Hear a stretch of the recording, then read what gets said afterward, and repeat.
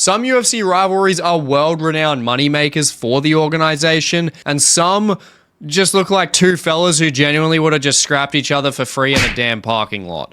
But whether it's for money or out of pure hatred for each other, rivalries bring entertainment, they bring drama, and they bring fans to the sport. So in this video, we are ranking the most heated rivalry in every UFC weight class. From respect to resentment to full-on hatred involving bus attacks and enough trash talk to make every press conference feel one bad sentence away from an absolute damn shit show. No, I'm bringing you to 7th layer, hell. We'll say what's up to your dad while we're there. Oh! So sit back, enjoy the damn chaos, and let's dive into the most heated rivalries in UFC history. Kicking it off at Flyweight, we of course have Deiveson Figueiredo and Brandon Moreno's rivalry as the clear and obvious one. These guys have had the only quadrilogy in UFC history, including a very competitive draw to kick things off. Then Brandon Moreno submitted Figueiredo to take the belt and become the first Mexican champion. Then Figgy took it back, winning a very competitive decision, knocking Brandon down 3 times, and then Moreno completes the rivalry by busting Figgy's eye, ending the fight in round 3 by a doctor's stoppage. These guys had all 4 fights in just over a 3-year period. They lived and breathed each other, and these fights literally had everything you could want. An insane pace, knockdowns, constant momentum swings, and high-level grappling exchanges too. And on one side, Figgy really provided the power, the strength, and the explosivity, and Moreno with the volume and the grappling and of course the damn durability. But most importantly, this rivalry was a huge turning point for Flyweight, showcasing that the division can have a fight of the year contender, it can have finishes, and it can have wars. So credit to them, because these guys didn't have like Conor level shit talk through their rivalry. However, there was a build up primarily from Figueiredo's side as the fights went on, which only made it better, let's be honest here. But ultimately, their 16 rounds of beating the absolute crap out of each other didn't just shape them as fighters, but shaped the flyweight division into one of the most popular divisions today. Now, in at Bantamweight, we have Cody Garbrandt and TJ Dillashaw's rivalry. And this isn't primarily down to the performances they gave us that were great. It's definitely down to how heated things got between them when they were ruling the division at the time. Their rivalry started at the end of 2015 when TJ decided to leave Team Alpha Male, where he trained with Uriah Faber and of course Cody Garbrandt as well, after winning 3 belts under that gym, and then moved with Dwayne Ludwig to Team Elevation without much explanation at all, and was viewed as a betrayal of the team, and was coined a snake in the grass, which of course was heavily highlighted by Conor McGregor at the Ultimate Fighter 22. There's a little snake in the grass right there. Hey, little boy. And that narrative blew up at the Ultimate Fighter 25, where TJ and Cody were coaching against each other leading up to their title fight. Seeing both of them trash talk the shit out of each other, both of them were inches away from scrapping each other at every face-off, and of course, Cody was bringing out the PED accusations, which just highlighted a clear representation of their hate for each other. And in the span of a round and a half, they both dropped each other 3 times. But TJ did get the last laugh there and brutally finish Cody Garbrandt in that fight, nicking his belt off of him and screaming in his face and zipping Cody's mouth pretty much for good. Scratch that for about a second, because Cody then kept up the same trash talk up until their next fight in the next year, where TJ officially sent Cody's career down the crapshoot, finishing him in the first round. And even though the rivalry has cooled down since then a bit, they definitely carried the most evident rivalry in the division's history while in their prime years, with the entertainment of their fights and especially with their hatred for each other.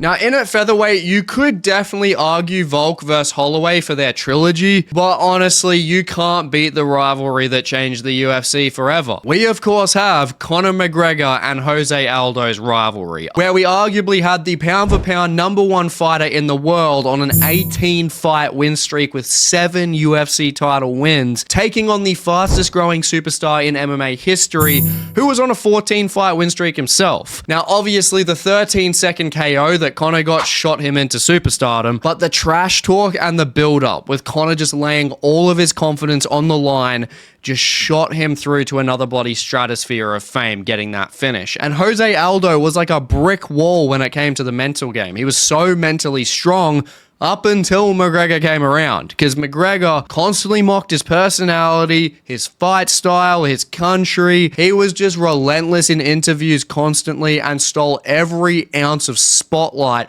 especially in the press conference leading up to it. Conor McGregor, the guy just mentally broke Jose Aldo, which led to him breaking him physically in the best KO the division has ever bloody seen. But their rivalry sent the UFC to international levels, doing the biggest press tour they had ever done, which garnered the UFC massive media attention and a huge amount of pay-per-view buys as well. And yes, after all the mental warfare, and even with Jose Aldo never reaching the same heights again, they are somehow friends today, but we cannot forget that that rivalry alone took the whole entire organization to a new height of success.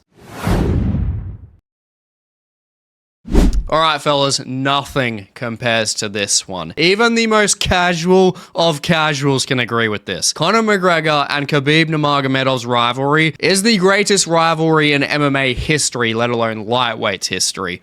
Period. It had the biggest build-up, with mainstream media all over the world covering this thing. It is still the highest selling pay-per-view of all time, and the rivalry showcased the most animosity between two fighters to date. Literally, your nan's dog's fucking goldfish knew about this damn fight. It was honestly to the point, with how popular this damn fight was worldwide, that even if you weren't a fan and you didn't know about this, it's still weird. It was just that big. The rivalry was at a global level, and we had Khabib, who practically ran through everyone with a record of 26-0 at the time, and then McGregor coming off his 2 fights with Nate Diaz, and his generational win over Jose Aldo, and of course his statement over Eddie Alvarez to become double champion. So both were obviously at the peak of the sport, but their pure hatred for each other pushed everything to a completely new level. This fight had a level of hatred that we have only ever really seen from John Jones in DC in the past, and the rivalry kicked off with Khabib questioning Conor's activity as a double champion, valid, stating he wasn't a real champion, invalid, but then Artem Lobov, Conor's Russian teammate at the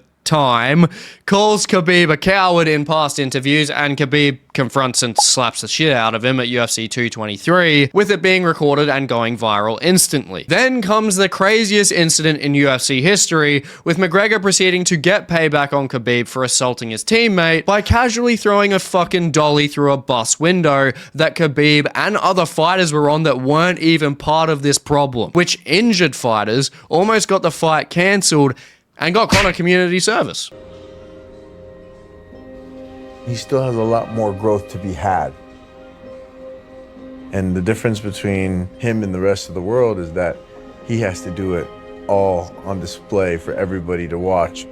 This shit had everything. This led their rivalry to hit its absolute boiling point, obviously. Conor then went and attacked Khabib's religion, attacked his character, his whole entire team. Basically, everything to do with Khabib was getting roasted. And you could see with Khabib, he wasn't as vocal, but he wanted to punish him. Then when we look at the actual fight itself, it was a huge contrast in styles, with arguably the best striker versus the best grappler in the organization at that point. And if the build-up wasn't enough, the fight itself was entertaining, with Conor stuffing over half of Khabib's takedowns, but Khabib slinged an overhand from hell, knocking Conor down, and eventually got him down and practically ripped his fucking jaw off to win the fight. But I think we rarely say this, thanks to Dildo Danis, the action continued. After Khabib won, he jumped off the cage and attacked Dylan and the rest of McGregor's team, with then Khabib's team jumping in and also attacking Conor, who was in the cage at the same time. Pow, right in the kitchen.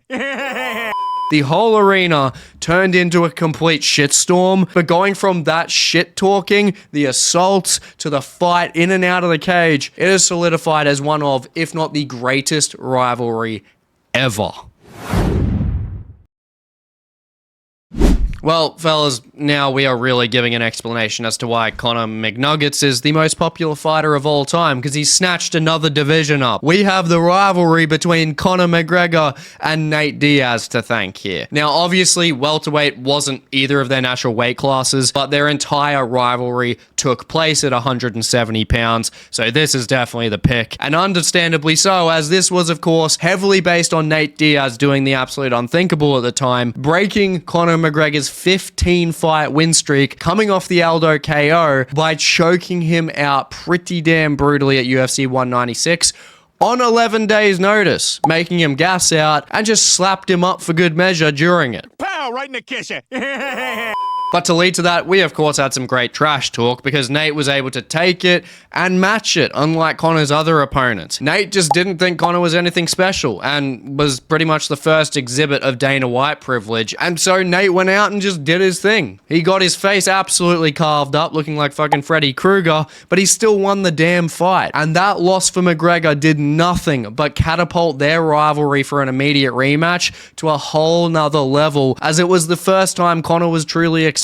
And leading into UFC 202 being one of the greatest fights in UFC history, Conor was coming in with everyone thinking his aura was just completely shattered, and Nate was saying he was mentally weak and overrated, so Conor's back was against the wall. Then all of that just got so heavily elevated at the UFC 202 press conference, where they were just both interrupting each other non-stop, mocking each other, and then everything just went apeshit. Nate Diaz left the stage, went back to his team, and started pegging water bottles and everything you can fucking think of at McGregor and at the stage. And of course, in McGregor fashion, he pinged everything back at him, and they brought that energy straight into the cage when it was time to fight, with McGregor knocking down Nate 3 times, and both of them landing almost 500 strikes together, with Nate landing over bloody half of them, with blood everywhere. And of course, McGregor did steal the decision in one of the most grueling fights built off one of the greatest rivalries we have ever seen to date, and that rose the stock of both the fighters, and especially Nate Diaz, going from a cult favorite to an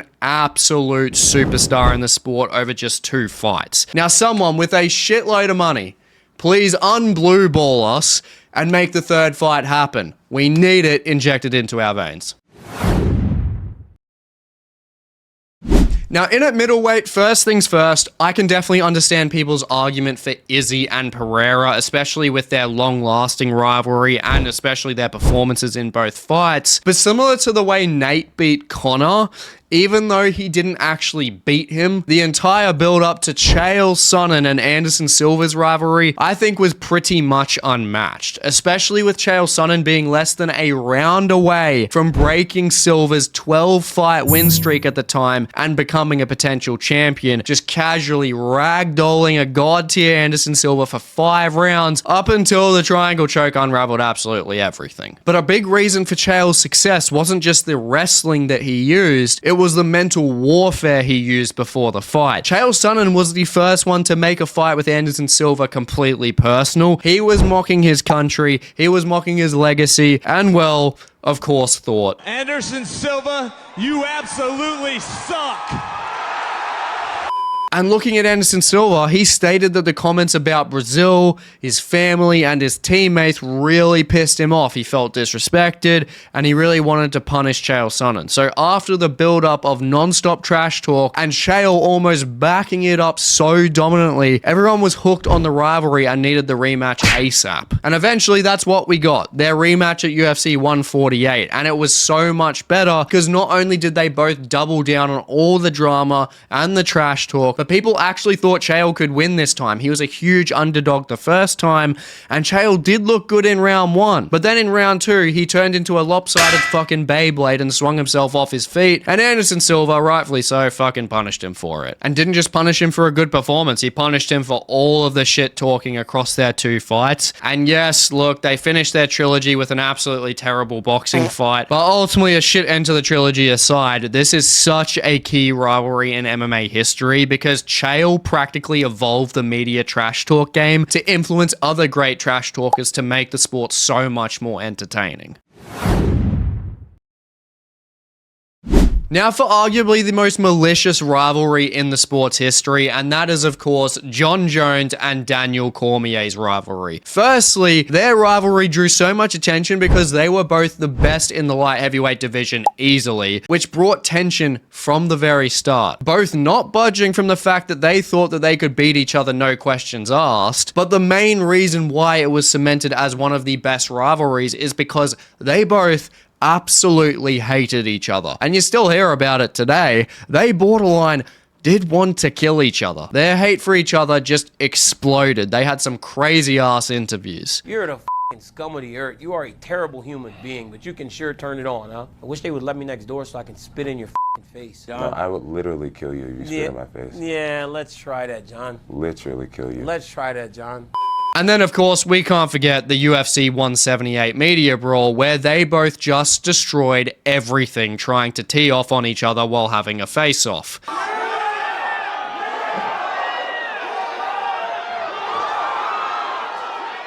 No, no, no, no.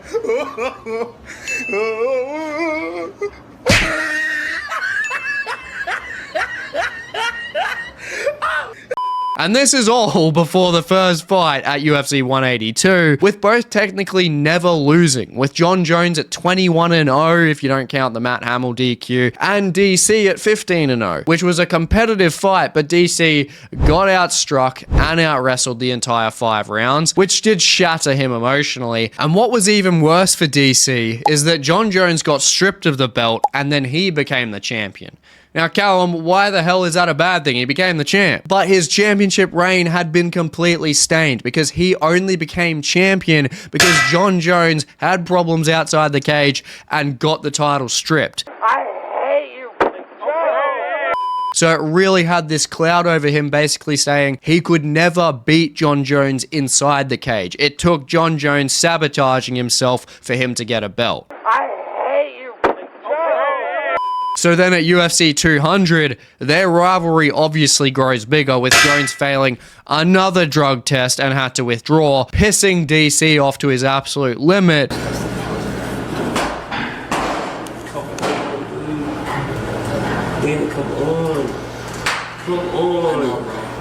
But to then put icing on the cake, at UFC 214, they finally got the rematch where Jon Jones was degrading DC for being a fake champion, and then he goes and dominates DC, boots his head off his shoulders, leaving DC emotionally broken. And of course, to pump their rivalry's controversy even further, Jon Jones fails the drug test for the fight and it gets called a no contest. But we all know what happened. We all saw it with our eyes, and that will never change. DC got finished. And to this day, we know they don't like each other, and I don't see that changing anytime soon. Having a rivalry like this at the peak of the division with this much hatred between them makes it one of the greatest in history, period. Now, in at heavyweight, we are continuing with the theme of DC, but instead of him wanting to beat the shit out of his opponent at a press conference, this rivalry that he had was more so based on pure skill and accolades. And that's, of course, DC going up to fight Stipe Miocic, the most decorated heavyweight, for double champ status. So the stakes were the biggest the heavyweight division had ever seen, and these guys had a full trilogy with all 3 fights being extremely entertaining. Both of them respected each other heavily, and this allowed DC to put the arc of hell that was Jon Jones behind him, and he went and knocked out Stipe in the first round to claim double champ status. But of course, to make it an actual interesting rivalry, we know Stipe came back at UFC 241. He dug deep after losing the first 3 rounds and just ripped DC's body to shreds and finished him. And to finish things off at UFC 252, Stipe proved why he is the heavyweight GOAT and beat DC in a competitive decision win. And look, it may not have been the most dramatic rivalry like, say, Brock Lesnar and Frank Mir in the division, but it was by far the highest pedigree you could get in the division. Now, moving on to the women's divisions, and in at strawweight, look, you could argue any rivalry between all 4 of these former strawweight champions, but Joanna Jędrzejczyk definitely brought the most drama and attention to her fights, and her rivalry with Claudia Gadelha is definitely sometimes forgotten, but in that era, it was the first rivalry that gave the division real identity and any form of actual substance. Now, the stylistic clash of Joanna as a striker and Claudia as a grappler did make it interesting, but the tension between them is what made it great. They were polar opposites in personalities. Joanna was very explosive and aggressive, and Claudia was more reserved and more calm, and both really started showing their dislike for each other, leading into their first fight in 2014, where Joanna won by a competitive split decision, and then came the Ultimate Fighter 23, where they coached against each other on the show, which was basically like chucking gasoline on a fucking fire, with every interaction just increasing the tension between them to the point where they almost scrapped, and their teammates, security, and production had to get in the way of them. To be honest, it was one of the best rivalries on the Ultimate Fighter series, let alone just being in Strawweight. But that wasn't all though. Then came their second fight for the title following the season, where they hated each other and they translated it into the fight, where they threw over 300 strikes between them to see Joanna retain her title. And look, ultimately, it was a great rivalry from start to finish when it came to the performances and obviously when it came to their beef. Now, this one is pretty clear and obvious, fellas. We have Valentina Shevchenko versus Alexa Grasso in their rivalry. The one true rivalry in the entire division, realistically. There really wasn't any animosity between them, but the stakes were high for the division standards, especially seeing Alexa Grasso hand Valentina her only flyweight loss, breaking her 9-fight win streak to shock the entire world. And then they go and headline UFC Noche in 2023, where we see almost 500 strikes thrown between them, resulting in a very controversial draw, which did rub Valentina the wrong way. And then after that, they were both the Tough 32 coaches, which of course led them to finishing off their trilogy in the Sphere as the co-main event, to where if the day comes, they have the argument for a quadrilogy. And overall, it was a very strong rivalry and an underrated one at that, because it gave us a high volume fight, it gave us a dominating win, and a finish that shocked the world. Now, finally, at Bantamweight, I'd definitely say you could argue Amanda Nunes and Juliana Pena, but instead we do have the first ever rivalry that gave the division any substance at all and really helped build women's MMA, and that's Ronda Rousey's rivalry with Miesha Tate, which, yes, Ronda Rousey basically dominated both of the fights they had, submitting her both times, but it was definitely the build-up that gives it the top spot. Their first fight kicked off in Strikeforce, where they already got off to the wrong foot, with Ronda just believing that Miesha Tate's personality was extremely fake, and Miesha thought that Ronda was just egotistical and dismissive, and she wanted to hurt her opponents more than actually win her fights. And unfortunately for Miesha Tate, Ronda did submit her in less than a round with an armbar. But then moving on from their first fight, they both moved into the UFC, and Ronda had ran through her next two opponents easily and was becoming a massive name in the sport. And then came the Ultimate Fighter 18, where Ronda Rousey was supposed to face Kat Zingano, who had just come off finishing Miesha Tate, but Zingano tore her ACL and was forced to withdraw from coaching, so Miesha Tate stepped in, and their rivalry absolutely exploded. Ronda completely degraded and dismissed Miesha Tate throughout the whole entire show. They constantly mocked each other and belittled each other. Well, mainly Ronda did. And then we even got the Brian Caraway drama, who was a former UFC fighter and Miesha Tate's partner at the time that was help coaching on the show. And Ronda hated him, and as a matter of fact, her entire team, so much they basically beefed all the way up until their rematch, where Miesha Tate, to be fair to her, gave Ronda Rousey her toughest test, being the only one to get Ronda past the first round in her career, and past the second round and into the third, where unfortunately Miesha Tate did just get armbarred again. And after Ronda going 2-0, their rivalry pretty much ceased from there. But this rivalry was important for the division because most fans still doubted that women belonged in the UFC in general. When are we going to see women in the UFC, man? Never. Never? But their rivalry brought entertainment, it brought good media attention, and good fight moments as well on top of it to help build women's MMA. Now, I really hope you enjoyed this hot take video, fellas, and if you do have any other suggestions for who had the greatest rivalries in each division, definitely leave them down below. I love commenting with you guys, hearing your guys' points, and having a discussion. And if you haven't already, definitely just check out the video here on the screen for more MMA-based content, and please like, comment, subscribe. It goes a long way for the channel. We're on the road to 5K subscribers, but thank you guys very much throughout the journey, and I'll hope to catch you in the next one. Laters.